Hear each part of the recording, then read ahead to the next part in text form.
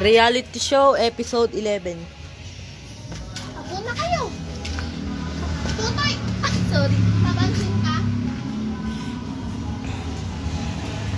May naging issue kasi, dapat nga, episode 10 ipopost ko sana eh. Wait, tama na. Popost ko sana yung episode 10 eh, kaso, away-away pa kami ngayon eh. Bali ngayon sa... Okay, bye-bye. Huwag ka na babalik. Buburay ka na namin sa GC. Huwag ka na... Hindi. Hindi. Hindi. Mag-tiktok. Hindi. Hindi ako uwi ngayon. Doon ka nga, partusod ka nga. Huwag basa! Mabiktima ako dyan eh. Ano masasabi na tungkol doon sa nangyari? Popost ko na to guys kapag bati-bati na yung episode 10. Bakit? Oo, tinupa. Ano masasabi mo to patungkol doon sa issue? Oy.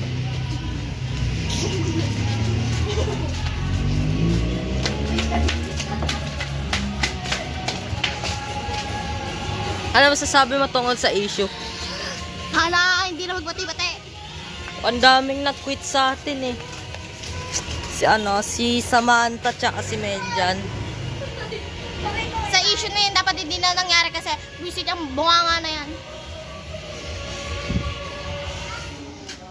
Subukan mo mag-aaway tayo.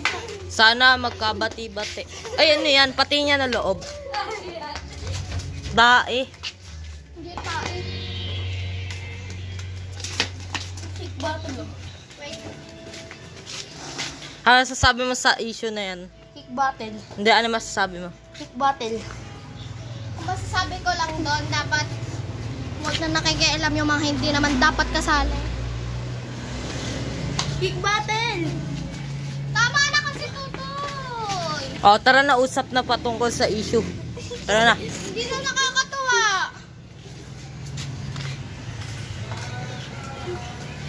Puro issue, Kurt. Tap mo na yan. Ang nakatamad na mag-vlog. Issue kasi nangyari, diba? Issue. Yung ano mag-vlog. Tigil na natin to. Hindi tayo mag-post, Kurt. Last post na yan. Lo. Last na yan. Boring.